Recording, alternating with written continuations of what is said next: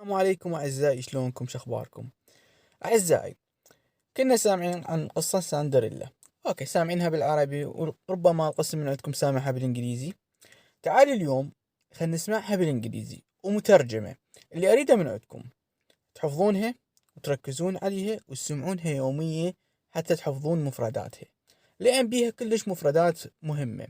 وطبعا مثل ما تعرفون قصة ساندرلا مشوقة. أوكي يا أعزائي، تعالوا وياي وخلنا نسمع هذه القصة. يلا أعزائي تعالوا. Cinderella by Charles Perrault. Cinderella, or the Little Glass Slipper. Once upon a time, there was a nobleman who married for a second time. His second wife was the proudest and haughtiest woman that had ever been seen. She had two daughters of her own who resembled her in everything. The gentleman also had a young daughter of rare goodness and sweetness of temper. She had inherited these qualities from her mother, who had been the best mother in the world. The wedding was scarcely over when the stepmother's bad temper began to show. She could not bear the goodness of this young girl, because it made her own daughters appear the more odious. The stepmother gave her the meanest work in the house to do. She had to scour the dishes and tables, scrub the floors, and clean out the bedrooms. The poor girl had to sleep in the garret, upon a wretched straw bed, while her sisters lay in fine rooms with inlaid floors, upon beds of the newest fashion, and where they had looking-glasses large enough to see themselves at full length. The poor girl bore all patiently, and did not complain to her father, who would have scolded her if she had done so, for his wife governed him entirely. When she had done her work, she used to go into the chimney corner, and sit down among the cinders. Hence she was called Cinder Wench. The younger sister of the two, who was not so rude and uncivil as the elder, called her Cinderella. However, Cinderella, in spite of her mean apparel, was 100 times more beautiful than her sisters, who were always richly dressed. It came to happen that the king's son gave a ball, and invited to it all persons of fashion. Our young misses were also invited, for they cut a very grand figure among the people of the countryside. They were highly delighted with the invitation, and wonderfully busy in choosing the gowns, petticoats, and headdresses that would best suit them. This made Cinderella's lot still harder, for she had to iron her sisters' linens and plait their ruffles. They talked all day long of nothing but how they would be dressed. "For my part," said the elder, "I will wear my red velvet suit with French trimmings." "And I," said the younger, "will wear my usual skirt. But to make amends for that, I will put on my gold-flowered mantle, and my diamond stomacher, which is far from being the most ordinary one in the world." They sent for the best hairdressers they could get to make up their hair in fashionable style, and bought patches for their cheeks.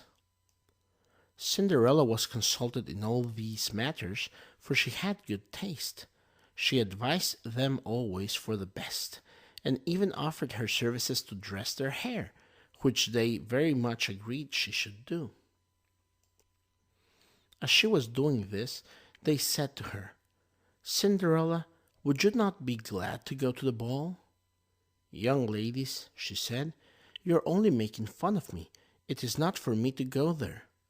"You are right," they replied. "People would laugh to see a cinder wench at a ball." Anyone but Cinderella would have dressed their hair awry, but she was good-natured and arranged it perfectly. They were so delighted they almost did not eat for 2 days. They broke above a dozen laces in trying to lace themselves tight to have a fine slender shape, and they were continually at their looking-glass. At last the happy day came. They went to court, and Cinderella followed them with her eyes as long as she could, and when she had lost sight of them, she fell crying. Her godmother saw her all in tears, and asked her what the matter was. I wish I could. I wish I could. But she could not finish for sobbing. Her godmother, who was a fairy, said to her, You wish you could go to the ball, is it not so? Alas, yes, said Cinderella, sighing. Well, said her godmother, just be a good girl and I will see that you go. Then she took her into her chamber and said to her, Run into the garden and bring me a pumpkin. Cinderella went at once to gather the finest she could get and brought it to her godmother, although she could not imagine how this pumpkin could help her go to the ball. Her godmother scooped out all the flesh and seeds inside, leaving nothing but the rind. Then she struck it with her wand, and the pumpkin was instantly turned into a fine gilded coach. She then went to look into the mousetrap, where she found 6 mice all alive. She ordered Cinderella to lift the trapdoor. As each mouse went out, she gave it a little tap with her wand, and it was turned into a fine horse. The 6 mice made a fine set of 6 horses of beautiful mouse-colored dappled gray. Being at a loss for a coachman, Cinderella said, I will go and see if there is not a rat in the rat trap, which we may make a coachman of. You are right, replied her godmother. Go and look. Cinderella brought the rat trap to her, and in it were 3 huge rats.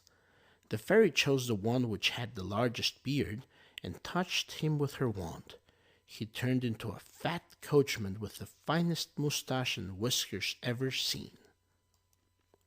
After that, she said to her, Go into the garden, and you will find 6 lizards behind the watering pot. Bring them to me. She had no sooner done so than her godmother turned them into 6 footmen, who skipped up immediately behind the coach, their liveries all trimmed with gold and silver, and they held on as if they had done nothing else their whole lives.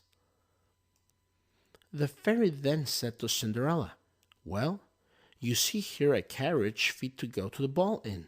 Are you not pleased with it? Oh, yes, she cried, but do I have to go as I am in these rags?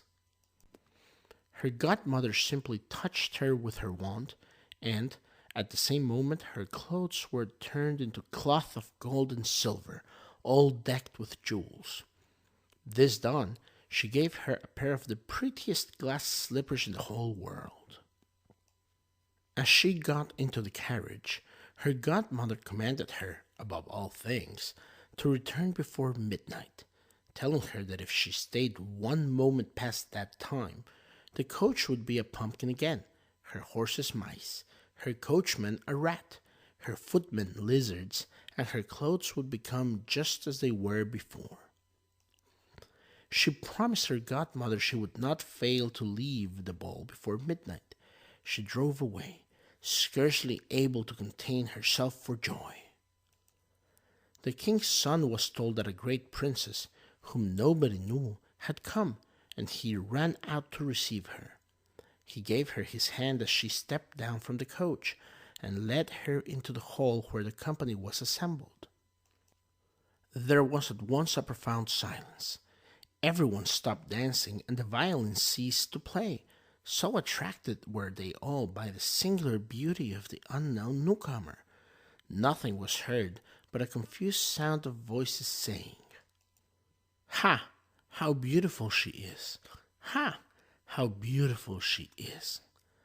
The king himself, old as he was, could not keep his eyes off her, and he told the queen under his breath that it was a long time since he had seen so beautiful and lovely a creature.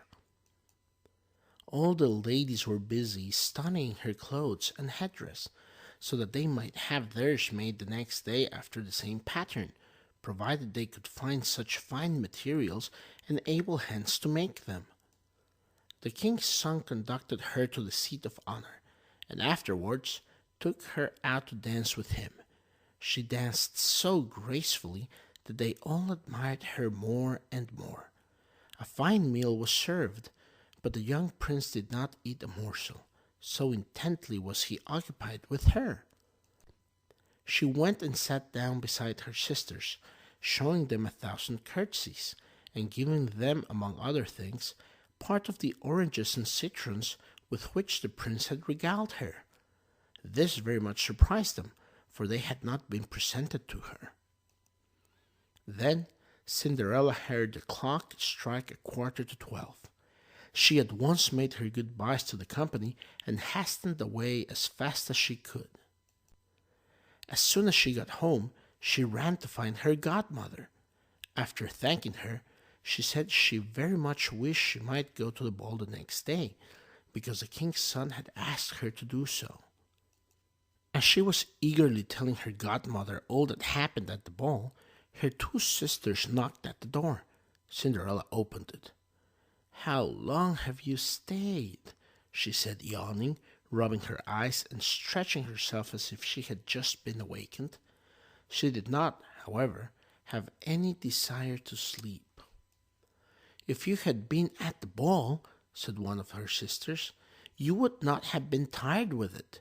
The finest princess came, the most beautiful ever seen with mortal eyes. She showed us 1,000 curtsies, and gave us oranges and citrons." Cinderella did not show any pleasure at this. Indeed, she asked them the name of the princess, but they told her they did not know it, that the king's son was very much concerned, and would give all the world to know who she was. At this, Cinderella, smiling, replied, "Was she then so very beautiful? How fortunate you have been! Could I not see her? Ah, dear Miss Charlotte, do lend me your yellow suit of clothes which you wear every day." "To be sure," cried Miss Charlotte. "Lend my clothes to such a dirty cinder-wench as you are? I would be out of my mind to do so." Cinderella expected such an answer, and was very glad of the refusal. She would have been troubled if her sister had lent her what she jestingly asked for. The next day the two sisters went to the ball, and so did Cinderella, dressed even more magnificently than before. The king's son was always by her side, and his pretty speeches to her never ceased. She was by no means annoyed, and indeed she quite forgot her godmother's orders. She heard the clock begin to strike 12, but thought it could not be more than 11. When the young lady realized it was midnight, she then rose up and fled as nimble as a deer. The prince followed, but could not overtake her. She left behind one of her glass slippers, which the prince took up most carefully. She got home, but quite out of breath, without her carriage and in her old clothes. There was nothing left of all her finery but one of the little slippers, fellow to the one she had dropped. The guards at the palace gate were asked if they had not seen a princess go out, and they replied they had seen nobody go out but a young girl, very meanly dressed, and who had more the air of a poor country girl than of a young lady. When the two sisters returned from the ball, Cinderella asked them if they had had a pleasant time, and if the fine lady had been there. They told her yes, but that she had hurried away the moment it struck 12. With so much haste that she had dropped one of her little glass slippers, the prettiest in the world, which the king's son had taken up. They said that he had done nothing but look at her all the time, and that most certainly he was very much in love with the beautiful owner of the glass slipper. What they said was true. A few days after, the king's son caused it to be proclaimed, by sound of trumpet, that he would marry the young lady whose foot would fit the slipper perfectly. They began to try it on the princesses, then on the duchesses, and then on all the ladies of the court, but in vain. It was brought to the two sisters, who did all they possibly could to thrust a foot into the slipper, but they could not succeed.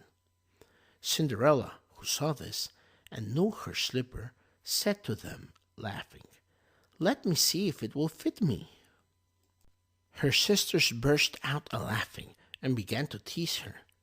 The gentleman who was sent to try the slipper looked earnestly at Cinderella, and finding her very beautiful, said it was fair that she should try, that he had orders to let every lady try it on. He asked Cinderella to sit down, and putting the slipper to her little foot, he found it went on very easily and fitted her as if it had been made of wax. The astonishment of her two sisters was great, but it was still greater when Cinderella pulled out of her pocket the other slipper and put it on her foot. At that moment her godmother came in. She touched Cinderella's clothes with her wand and made them more magnificent than those she had worn before. Now her two sisters recognized her as the beautiful lady they had seen at the ball. They threw themselves at her feet to beg pardon for all their ill treatment of her. Cinderella took them up, and, as she embraced them, said that she forgave them with all her heart, and begged them to love her always. She was conducted to the young prince, dressed as she was. He thought her more charming than ever, and a few days after married her. The end. Beauty in woman is a rare treasure which we are never weary of admiring, but a sweet temper is a gift more fair and better worth the youthful maid's desiring. That was the boon bestowed on Cinderella by her wise godmother, her truest glory. The rest was naught but leather and prunella. Such is the moral of this little story. Beauties that charm become you more than dress, and win a heart with far greater ease. In short, in all things to ensure success, the real fairy gift is a good nature. Talent, courage, wit, and worth are rare gifts to own on earth, but if you want to thrive at court, at least, so the wise report, you will find you need some others, such as godfathers or mothers.